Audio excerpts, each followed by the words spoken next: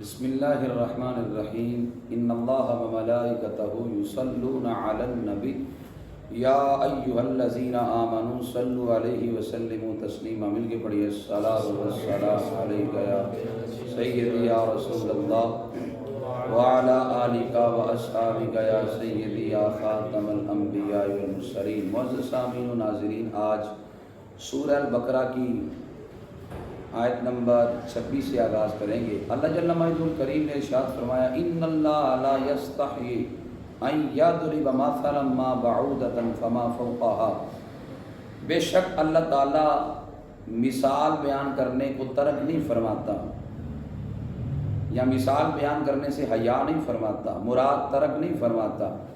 ما بعودۃ، مچھر کی مثال ہو، فما فوقها، یا مچھر سے بھی بڑھ کے کسی چیز کی ہو۔ اب بڑھ کے میں دو مفہوم ہیں، یا تو مچھر سے بڑی کوئی چیز مراد ہے، یا مچھر سے بھی کوئی چھوٹی چیز مراد ہے۔ فرمایا مچھر سے بھی بڑھ کے کوئی چیز ہو۔ اللہ تعالیٰ جب اللہ تعالیٰ نے قرآن مقدس کے اندر مثالیں بیان کی مکھی اور مچھر کی، جو بت پرست تھے وہ بت پرستی کرتے تھے، تو ان کے بتوں کو اللہ تعالیٰ نے مکڑی کے ساتھ تشبیہ دی، تو یہ لوگ کہنے لگے المنافقین اللہ کی شان تو اس سے بڑی بلند ہے کہ اللہ ان چھوٹی چھوٹی مثالوں کو بیان کرے۔ تو رب تعالیٰ نے فرمایا کہ اللہ تعالیٰ یہ مثالیں، رب تعالیٰ یہ مثالیں تمہاری رہنمائی کے لیے بیان کرتا ہے۔ تو فرمایا اللہ تعالیٰ مچھر یا اس سے بھی کم تر کسی چیز کی مثال بیان کرنے کو ترک نہیں فرماتا۔ فَأَمَّا الَّذِينَ آمَنُوا، بہرحال وہ لوگ جو ایمان لائے، فَيَعْلَمُونَ، وہ جانتے ہیں، انہ الحق من ربہم، یہ مثالیں ان کے رب کی طرف سے حق ہیں۔ وَأَمَّا الَّذِينَ كَفَرُوا، لیکن وہ لوگ جو کافر ہیں، فَيَقُولُونَ، وہ کہتے ہیں، ماذا أَرَادَ اللَّهُ بِهَذَا مَثَلًا، اس مثال سے اللہ کا کیا ارادہ ہے، اللہ ان مثالوں سے کیا ارادہ فرماتا ہے۔ تو فرمایا يُضِلُّ بِهِ كَثِيرًا، اس مثالوں کو نہ سمجھنے کی وجہ سے بتھیرے گمراہ ہو جاتے ہیں۔ وَيَهْدِي بِهِ كَثِيرًا، اور اس کے ذریعے اللہ بتھیرے لوگوں کو ہدایت دیتا ہے۔ وَمَا يُضِلُّ بِهِ إِلَّا الْفَاسِقِينَ، گمراہ صرف فاسق ہی ہوتے ہیں۔ اب یہ بات پہلے سمجھنے کی ہے کہ اللہ تعالیٰ نے مچھر کی مثال بیان کی، یعنی مچھر کا ذکر ہی قرآن میں کیوں کیا، کسی اور چیز کا ذکر کیوں نہیں کیا؟ مچھر کے اندر بڑی حکمتیں ہیں۔ حضرت ربیع بن انس رضی اللہ تعالیٰ عنہ وہ فرماتے ہیں کہ اللہ تعالیٰ نے مچھر کا ذکر کر کر دنیا داروں کی گویا مثال کو بیان کیا۔ مچھر کی یہ خاصیت ہے، جب تک بھوکا رہتا ہے زندہ رہتا ہے، جب پیٹ بھر لیتا ہے تو مر جاتا ہے۔ اسی طرح جو دنیا دار ہے، جب تک اتنا مالدار نہیں ہوتا تب تک حالت ٹھیک ہوتی ہے، جب اللہ تعالیٰ اسے مال دیتا ہے وہ سرکشی پہ اتر آتا ہے، وہ اپنی اصلیت کو بھول جاتا ہے۔ میری اصلیت کیا ہے؟ پہلے دیکھو تو صحیح، میں نے معاشرے کے اندر دیکھا ہے، پہلے لوگوں کو اپنا کاروبار نہیں ہوتا، کسی کے ہاں مزدوری کرتے ہیں، اللہ کا بڑا شکر ادا کرتے ہیں، 5 وقت اللہ کی حضور جا کر سجدے کو جھکاتے ہیں، لیکن اللہ جب اپنا کاروبار دے دیتا ہے، اچھا کاروبار مل جاتا ہے، آسانی آ جاتی ہے، اللہ کا شکر ادا کرنے سے بھی جاتے ہیں، اپنی پیشانی کو رب کی بارگاہ میں جھکانے سے بھی جاتے رہتے ہیں۔ اب اس وجہ حالانکہ ہونا یہ چاہیے تھا کہ جب اللہ کی نعمتیں بڑھ جائیں تو ہمیں ہمارا شکر بھی بڑھ جانا چاہیے تھا۔ اللہ نے نعمتیں اگر ہم پہ زیادہ کی ہیں تو ہم اتنا رب کا شکر زیادہ ادا کریں، لیکن ہم نعمتیں زیادہ دیکھ کر اللہ تعالیٰ کی بارگاہ میں جھکنا کم کر دیتے ہیں۔ انسان ہمیشہ ٹھوکر تب کھاتا ہے جب اپنی اصلیت کو بھول جاتا ہے۔ جو بندہ مالدار ہونے کے بعد اپنی اصلیت کو یاد رکھتا ہے، میری اصلیت کیا تھی، وہ بندہ کبھی ٹھوکر نہیں کھاتا۔ میں نے اپنے شیخ طریقت کو دیکھا ہے، وہ لاکھوں کے مجمع کے اندر بھی یہ اعلان کرتے ہیں، میرا چھوٹا سا کمرہ تھا اور آج اللہ نے اتنا مجھ پر کرم کیا کہ ایک وقت میں 6 من آٹا پکتا ہے۔ میں تو فرماتے کہتے ہیں 2 بندوں کو کھانا نہیں کھلا سکتا تھا۔ اب یہ کیوں لوگوں کو بتاتے ہیں؟ وہ آنے والوں کو گویا درس دے رہے ہیں، ہمیشہ اپنی اصلیت کو یاد رکھنا۔ جتنی بڑی پوسٹ پہ تم پہنچ جاؤ، اصلیت کو یاد رکھو گے، ٹھوکر نہیں کھاؤ گے۔ ورنہ 4 پیسے جس بندے کی جیب میں آ جاتا ہے وہ دوسرے بندے کے گلے بھی نہیں لگتا غریب کے، کیوں؟ وہ سمجھتا ہے میری جیب میں تو پیسہ ہے، اب میں کسی غریب کو سینے سے لگاؤں، وہ توہین سمجھتا ہے کسی غریب کو سینے سے لگانا بھی۔ حالانکہ یہ امیر و غریب کا امتیاز تو شریعت نے مٹا دیا تھا، جس کی منظر کشی اقبال نے یوں کی تھی، ایک ہی سب میں کھڑے ہوگے محمود و ایاز، نہ کوئی بندہ رہا نہ بندہ نواز، بندہ صاحب و محتاج و غنی ایک ہوئے، تیری بارگاہ میں پہنچے تو سبھی ایک ہوئے۔ یہاں تو امیر و غریب کا امتیاز مٹ جاتا ہے، لیکن ہمیشہ کے لیے اپنی اصلیت کو یاد رکھنا۔ سلطان محمود ایاز سے بڑا پیار کرتا تھا، لیکن دیگر وزراء کو یہ بات ہضم نہیں ہوتی کہ سلطان محمود ایاز سے آخر پیار زیادہ کیوں کرتا ہے۔ کئی بار سلطان محمود نے لوگوں کو بتلایا کہ اس سے پیار کرنے کی کئی وجوہات ہیں۔ ایک دفعہ سلطان محمود نے سب وزراء کے ہاتھ میں مرغیاں دی، ذبح وہاں کرنی ہے جہاں کوئی نہ دیکھے۔ سارے وزراء بعد میں لائن میں لگ گئے۔ بادشاہ نے پوچھا کہاں ذبح کی؟ وزیر کہنے لگا بادشاہ میں کمرے میں چلا گیا، اندر سے کنڈی لگا لی، کسی نے نہیں دیکھا، مرغی کو ذبح کر دیا۔ تو نے کہاں بھی ذبح کی؟ بادشاہ میں کمان کے اندر چلا گیا، کوئی نہیں دیکھ رہا تھا، مرغی ذبح کی۔ تو نے کہاں کی؟ بادشاہ سلامت دیوار کے پیچھے کھڑا تھا، کوئی بندہ نہیں دیکھ رہا تھا، مرغی ذبح کر لی۔ سب نے مرغی ذبح کی ہے، اپنے اپنی حجت کو بیان کیا ہے۔ ایاز زندہ مرغی لے کے آ گیا، وزراء ہنس رہے ہیں کہ آج بادشاہ کی محبت اس سے ٹوٹ جائے گی۔ بادشاہ نے کہا تھا مرغی ذبح کر کے لانا، یہ زندہ ہی لے آیا۔ سلطان محمود نے پوچھا ایاز مرغی ذبح کیوں نے کی؟ تو کہا بادشاہ تو نے کہا تھا مرغی وہاں ذبح کرنی ہے جہاں کوئی نہ دیکھے، میں جہاں گیا وہاں رب بھی دیکھتا تھا، اس لیے بادشاہ میں زندہ ہی لے آیا ہوں۔ بادشاہ ایاز کہ یہ جملے سن کے کہنے لگا اس وجہ سے میں ایاز سے پیار زیادہ کرتا ہوں، اس کے دل کے اندر رب کا خوف ہے۔ ایک دن سلطان محمود نے یوں اپنے دربار کے اندر ہیرے جواہرات کو بکھیر دیا، وزراء کو کہا اٹھاؤ جتنے چاہیے اٹھا کر لے جاؤ۔ سارے وزراء یوں چمٹے ہیرے جواہرات کی طرف۔ سلطان محمود سواری پہ بیٹھا تو جانے لگا، ایاز پیچھے پیچھے ہے۔ آگے جا کر سلطان محمود نے مڑ کے پیچھے دیکھا تو ایاز پیچھے تھا۔ سلطان محمود کہنے لگا ایاز ہیرے جواہرات بکھیر کے آیا ہوں، سارے وزراء اٹھا رہے ہیں، تجھے نہیں چاہیے؟ تو یوں سر ہلایا، کہا مجھے نہیں چاہیے۔ کہا کیوں؟ تو سلطان محمود کے یہ جملے سن کر ایاز کہنے لگے، ایاز نے کہا بادشاہ مجھے ہیرے جواہرات نہیں چاہیے، مجھے ہیرے جواہرات کا مالک چاہیے۔ اگر تو مجھے مل گیا تو کیا یہ چیزیں پیچھے رہیں گی؟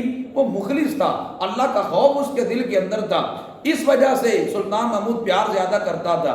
جب پیار زیادہ کیا وزراء نے حسد کرنا شروع کر دیا اور خلاف پروپیگنڈا کرنا شروع کر دیا۔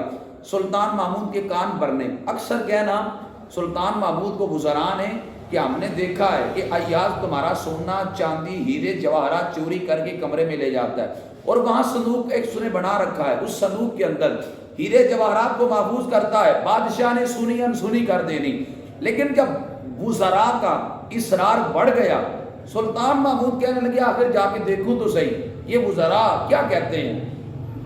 ایاز جب آگے چلا گیا سلطان محمود وزیروں کو ساتھ لے کر جب پہنچا تو کمرے کے اندر سے کنڈی لگی ہوئی تھی۔ سلطان محمود نے دروازے پہ دستک دی، ایاز نے دروازہ کھولا، وزیروں نے دیکھا تو سامنے ایک صندوق بڑا بڑا تھا۔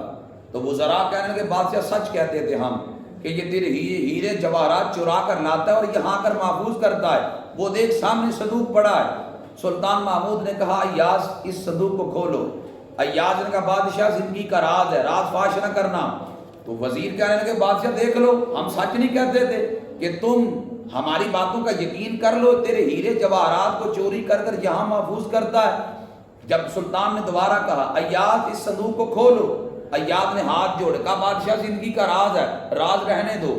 بادشاہ کا جب اصرار بڑھا تو سلطان محمود غزنوی کے کہنے پر ایاز نے جس وقت صندوق کو کھولا تو اندر ٹوٹی جوتی پڑی تھی اور پھٹا کرتا پڑا تھا۔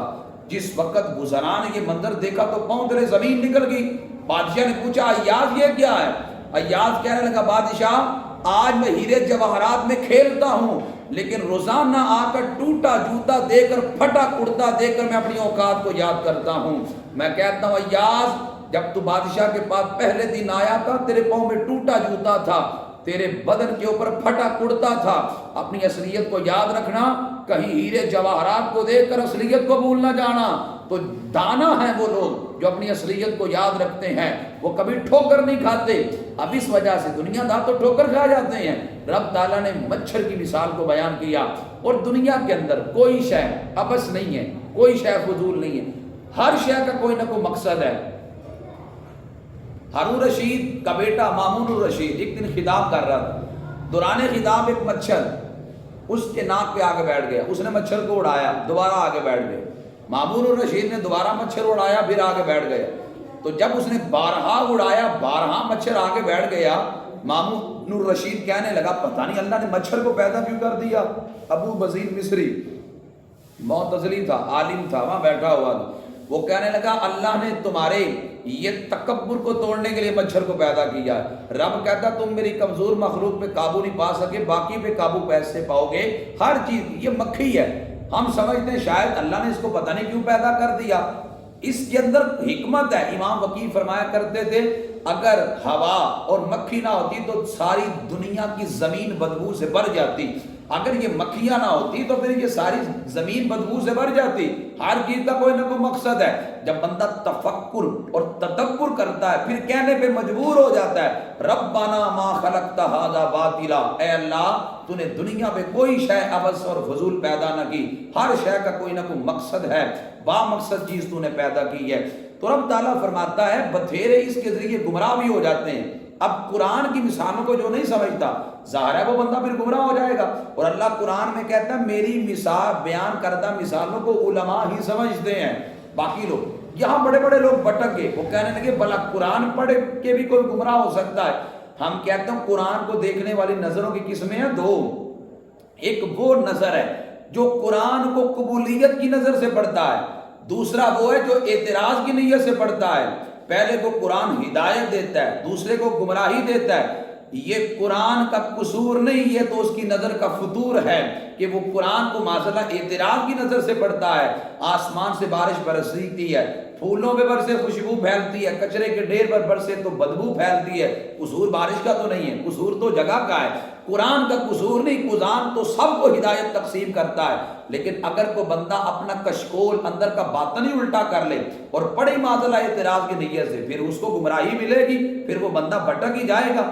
تو ارشاد فرمایا الذین ینقضون عہد اللہ، وہ لوگ جو اللہ کے عہد کو توڑ دیتے ہیں، من بعد میثاقہ، پختہ ہو جانے کے بعد، وَيَقْطَعُونَ مَا أَمَرَ اللَّهُ بِهِ أَن يُوصَلَ، اور کاٹتے ہیں اس چیز کو جس کو رب نے جوڑنے کا حکم دیا ہے، وَيُفْسِدُونَ فِي الْأَرْضِ، زمین میں فساد کرتے ہیں، اولئک هم الخاسرون، یہی لوگ گھاٹا پانے والے ہیں. اور رب کہتا ہے کیف تکفرون باللہ، تم اللہ کا انکار کیسے کرتے ہو، وَكُنْتُمْ أَمْوَاتًا، حالانکہ تم مردہ تھے، فَأَحْيَاكُمْ، اس رب نے تمہیں زندہ کر دیا. کہاں؟ رحم مادر کے اندر، ماں کے پیٹ کے اندر زندہ کر دیا، بندہ دنیا پہ آ گیا. جتنا وقت اللہ کے ہاں لکھا ہے وہ بندہ گزارتا ہے. رب ارشاد فرماتا ہے ثم یمیتکم، پھر وہ تمہیں موت دیتا ہے. اعلان ہو جاتا ہے فلاں صاحب دنیا سے چلے گئے، کفن کا انتظام کر کر دفن کر دیا جاتا ہے. رب کہتا ہے ثم یحییکم، پھر تمہیں زندہ کر دیتا ہوں. اب قبر کی زندگی کے بعد موت کا ذکر نہیں کیا. ثم الیہ ترجعون، پھر اس کی طرف لوٹائے جاؤ گے. پتہ چلا قبر میں پہنچنے کے بعد پھر موت نہیں ہے، وہاں زندگی ہے. بخاری مسلم کی متفق علیہ حدیث ہے، لیکن میں مسلم کے لفظ پڑھنے لگا ہوں. نبی علیہ السلام فرماتے ہیں ان المیت اذا وضع فی قبرہ انہ لیسمع خفق نعالہم اذا انصرفوا، او کما قال علیہ السلام. حضور فرماتے ہیں جب میت کو قبر میں رکھا جاتا ہے تو دفن کر کر لوگ واپس لوٹتے ہیں تو مردہ واپس لوٹنے والوں کی قدموں کی ٹھک ٹھک بھی سنتا ہے، اللہ اسے زندہ کر دیتا ہے. گویا قبر کی زندگی کے بعد پھر موت نہیں ہے. اور ارشاد فرمایا هو الذی خلق لکم ما فی الارض جمیعا، زمین میں جو کچھ بھی ہے اللہ نے سارے کا سارا تمہارے لیے پیدا کیا ہے، یعنی تمہارے نفع کے لیے پیدا کیا. ثم استوى الى السماء، پھر اللہ نے آسمان کی طرف قصد کیا. فسواہن سبع سماوات، اللہ نے 7 آسمان بنا دیے. وَهُوَ بِكُلِّ شَيْءٍ عَلِيمٌ، وہ ہر چیز پر قادر ہے. اللہ کہتا ہے میں نے زمین کی ہر شے تمہارے لیے پیدا کی. اقبال نے اسی آیت کی ترجمانی کی تھی. جانور پیدا کیے تیری وفا کے واسطے، کھیتیاں سرسبز ہیں تیری غذا کے واسطے، سورج چاند ستارے ہیں تیری ضیاء کے واسطے، سب جہاں تیرے لیے تو خدا کے واسطے. ہر شے رب نے بل واسطہ یا بلا واسطہ بندے کے لیے پیدا کی ہے، اور بندے کو رب نے اپنے لیے پیدا کیا ہے. آپ اس پہ تھوڑا سا غور کریں، آپ تفکر کریں، غور کریں. اللہ فرماتا ہے هو الذی خلق لکم، میں نے تمہارے نفع کے لیے پیدا کی ہے. زمین کی ہر شے ہمارے نفع کے لیے. اس آیت کے ضمن میں ہمارے فقہاء نے ایک قاعدہ مستنبط کیا ہے. وہ قاعدہ اصول فقہ کا یہ ہے ان الاصل فی الاشیاء الاباحہ، شریعت کے اندر ہر چیز جائز ہے، اپنی اصل پہ قائم ہے، یعنی ہر چیز جائز ہے. جب تک شریعت اس کی نہیں کو وارد نہ کر دے. میں یہاں آپ کو جملہ دینے لگا ہوں, جملہ ہمیشہ کے لیے یاد کر لیں, بڑا نفع دے گا. کسی بھی چیز کے جائز ہونے کے لیے دلیل کی ضرورت نہیں ہے. میں دوبارہ جملہ عرض کر رہا ہوں, کسی بھی چیز کے جائز ہونے کے لیے دلیل کی ضرورت نہیں ہے. آج لوگ ہم سے دلائل مانگتے ہیں کہ اذان سے پہلے الصلاۃ والسلام علیک یا رسول اللہ پڑھنا کس حدیث پاک سے ثابت ہے. ہم کہتے ہیں یہ ناجائز نہیں ہے. ناجائز نہ ہونا ہی جائز ہونے کی دلیل ہے. میں نے جملہ بولا جائز ہونے کے لیے دلیل کوئی نہیں چاہیے, اس لیے کہ ہر شے اصل میں جائز ہے. ہاں شریعت جن چیزوں کو ناجائز کر دے وہ ناجائز ہو گئی, اور شریعت جن کے بارے میں خاموش ہے وہ ہمارے لیے جائز ہیں. اب اگر کوئی بندہ آپ کو کہے کہ مجھے قرآن سے دکھاؤ کہ مٹھائی کھانا جائز ہے, میں پھر کھاؤں گا, مجھے بتائیں کہ اس بندے کو بے وقوف ہم کہیں گے کہ نہیں؟ ہم کہیں گے بھائی شریعت نے اس کے کھانے سے منع نہیں کیا, جب منع نہیں کیا تو جائز ہے. سینکڑوں کام ایسے ہیں کہ شریعت نے ہمیں ان سے منع نہیں کیا تو لہذا وہ جائز ہے. دیکھو قرآن مقدس کے اندر اللہ نے حرام عورتوں کا ذکر کیا, حرام عورتوں کا ذکر کر کے فرمایا باقیہ تمہارے لیے حلال ہیں. کیا مطلب؟ فرمایا جو حرام نہیں ہے وہ حلال ہے. تو اس لیے حرام اور ناجائز ہونے کے لیے دلیل چاہیے, لیکن جائز ہونے کے لیے دلیل کی ضرورت نہیں ہے. جو بندہ اذان سے قبل صلاۃ والسلام کو ناجائز کہتا ہے دلیل تو اس نے دینی ہے. ہم کہتے ہیں یہ جائز ہے, تو جائز کیوں ہے کہ یہ منع نہیں ہے. منع نہ ہونا جائز ہونے کی دلیل ہے. جائز ہونے کے لیے دلیل نہیں چاہیے, ناجائز ثابت کرنے کے لیے دلیل چاہیے. اگر تو ناجائز ثابت کرتا ہے تو نبی علیہ السلام کی ایک حدیث دکھا دے, نبی علیہ السلام نے صلاۃ والسلام پڑھنے سے منع کیا ہو, تو ہم پڑھنا صرف چھوڑیں گے نہیں, تیرے مسئلے کو بھی قبول کریں گے. لیکن سورج مشرق سے کے بجائے مغرب سے طلوع ہو سکتا ہے, لیکن وہ ایسی کوئی دلیل نہیں دکھا سکتے. اس لیے وہ نبی علیہ السلام کی آمد کی خوشی میں میلاد شریف منانا ہو, جھنڈیاں لگانا ہو, لائٹنگ کرنا ہو, سب کے بارے میں یہ جواب ہے. شریعت نے اس سے منع نہیں کیا, منع نہ کرنا جائز ہونے کی دلیل ہے. تو ارشاد فرمایا ہم نے ہر شے تمہارے لیے پیدا کی, لیکن بندے تجھے اپنے لیے پیدا کیا. اس لیے کسی دانا نے کہا تھا زندگی آمد برائے بندگی, زندگی بے برمندگی شرمندگی. زندگی وہ ہے جس میں عبادت ہو, جس زندگی میں عبادت نہ ہو وہ زندگی زندگی نہیں, وہ زندگی شرمندگی ہے. اللہ ہمیں زندگی کر کے گزارنے کی توفیق عطا فرمائے. وما علیہ الا البلاغ.